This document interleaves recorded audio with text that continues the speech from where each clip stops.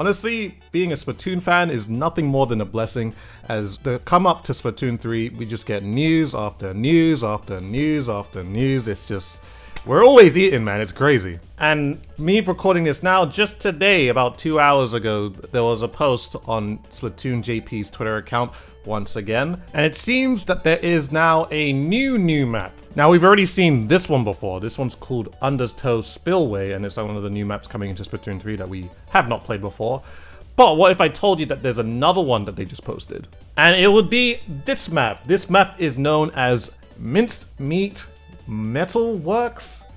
The minced meat part, I don't understand yet.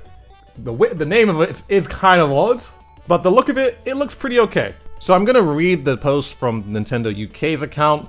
This new multiplayer stage, Minced Meat Metalworks, was made from scrap metal in order to make more scrap metal. Alright.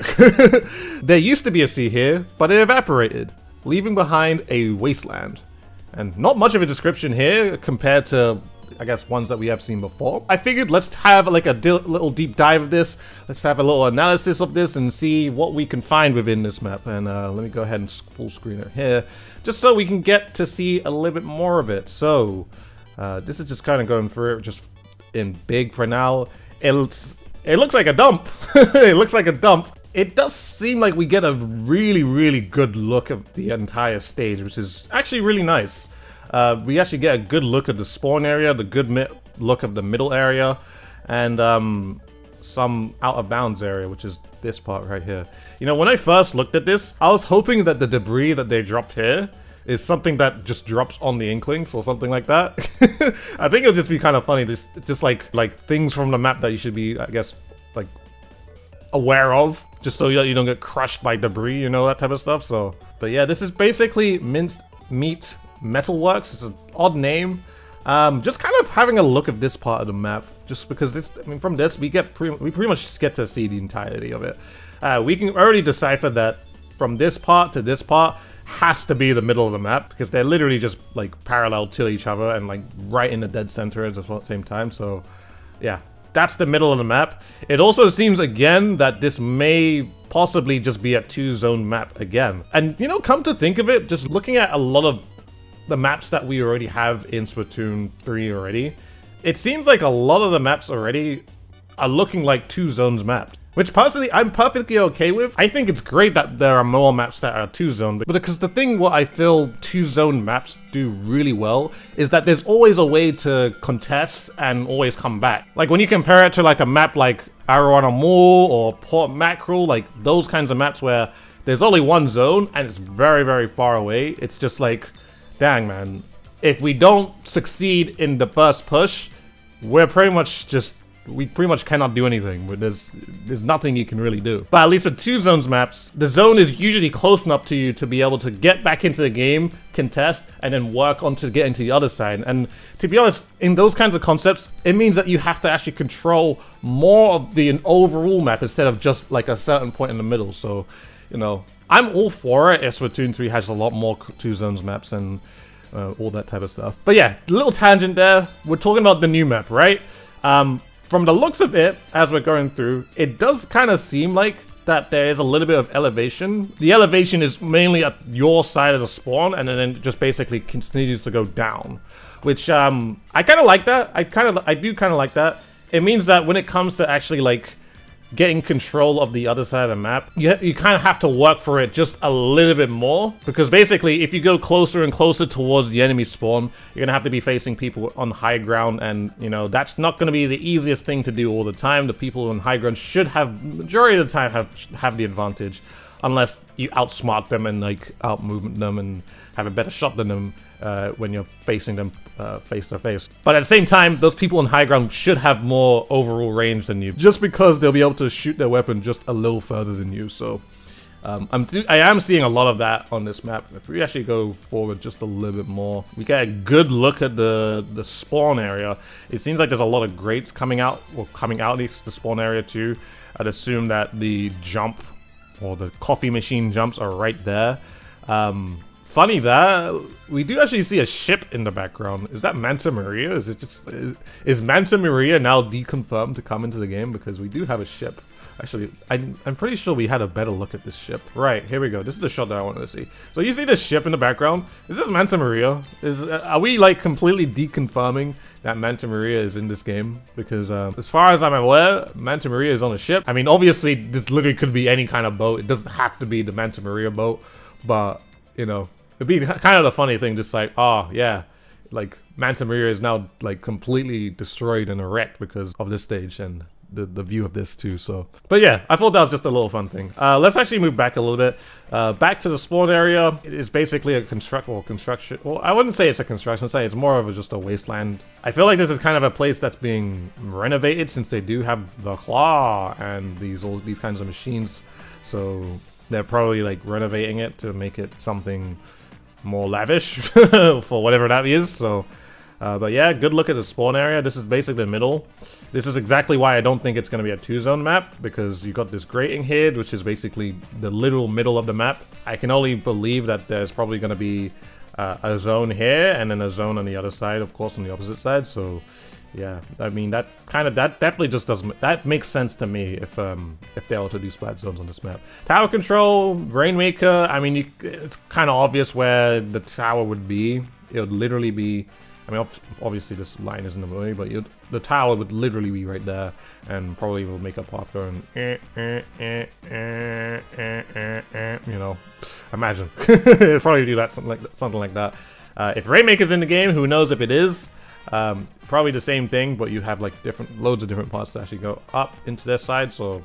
And it'll be actually probably a little bit harder to actually play Rainmaker, since, once again, as I mentioned, the elevation from your spawn, you're gonna have to be like, if you're playing Rainmaker on this map, you're gonna have to be fighting people coming down from high ground, which is why, you know, maps like Moray Towers actually work really well from that, because mainly the defense usually have the advantage with the high ground that they have. So, you know, I think that's really good if that is the case, but we'll have to just kind of wait and see as we actually eventually get to play this map. And also, just wanted to mention too, this is probably something that we're also gonna get in a lot of Splatoon 3 maps. As you can see, there's like these high fences, and this, of course, is block of whatever that is.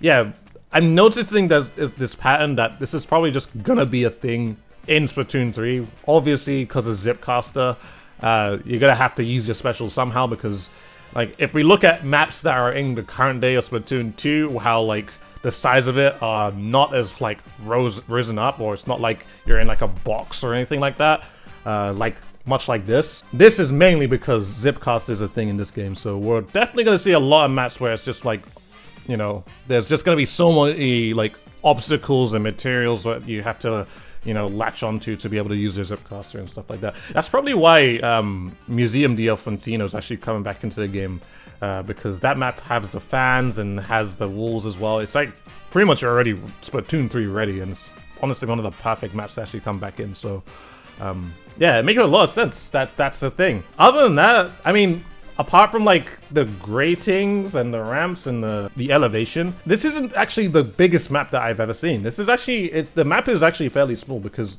the shot that we're in right now, we're literally standing in the spawn. And then basically we have the rest of the map all here. Like, this is basically where most of the carnage is going to happen. You know, I kind of like that, because it means that getting back into the game is going to be fairly quick. Probably going to be a lot of battles going around when we actually do get to play this map. So I'm very, very excited for that. There's a lot of obstacles too, so there's a lot going on. There's a lot of hiding spaces. There's a lot of places that you can squid search from. This is probably another reason why there's a lot of just paraphernalia everywhere, because you kind of need places to actually squid search from, squid dash. You got a lot of hiding spaces. Like, you have basically just a lot of places just for many different playstyles.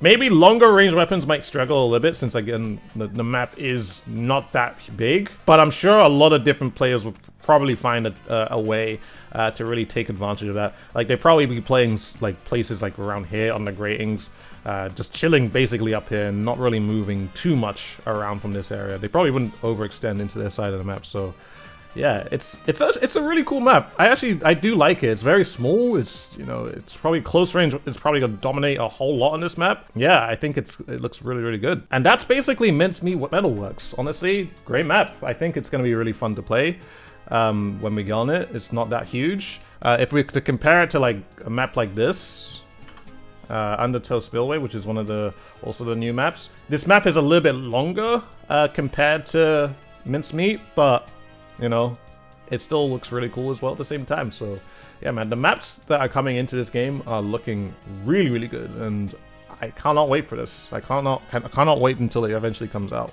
Now, one thing that I do also want to mention, the Splatoon accounts, the Splatoon NA and Splatoon JP, have been making this pattern, as I mentioned at the start of the video. And it's basically every single Monday, Wednesday, and Friday, it seems that they are coming out with Splatoon news. They've done this last week and the week before that, and it does not seem like they're breaking this pattern, because as of today, it is Monday, and they decided to put out a new map. So there have been some other news, which I'm going to cover right now since we're here. If you guys didn't realize or knew, eyebrows in Splatoon 3 can now be customized. And obviously we also get good looks at unique eye colors, or as they say, tricolors, as you can see in the images shown right here. So you have different sorts of eye colors, which is really, really cool. I think this is one eye color that I said I was gonna go for. It's like the yellow with the like red like outline around it too. So this one is very, very anime, and this one's very, very anime, where it's like, you know, you got pink inside where the pupil is, and then you have this, and then you have the green outline. You know, they're really going in with the eye colors, which I am so for. The customization and like how unique some people are going to be able to make their Inklings is really, really good. Very, very exciting. So I like that. This is the eyebrow post, so you can see all the different kinds of eyebrows that you can now customize. So you can have ones like this, which is like, I guess this one is not really much change, but you got the slits in the eyebrow right there. You got these ones, you got these ones that are a little bit like a teardrop or something. You got the very bushy eyebrows here. There's a lot of customization of how you can make your eyebrows. Surprised that there's no monobrow eyebrow. Like, where is that? Come on, man. Nagami, where's the monobrow representation? I'm not monobrow at all, but like, come on, man. And one thing which also is here is the Range Blaster, which is, we've already seen this. We have already seen this. This is from the very first Splatoon 3 trailer. Oh, there's actually pictures of the Range Blaster of what it looked like right here. So as you can see, it looks like a motorbike.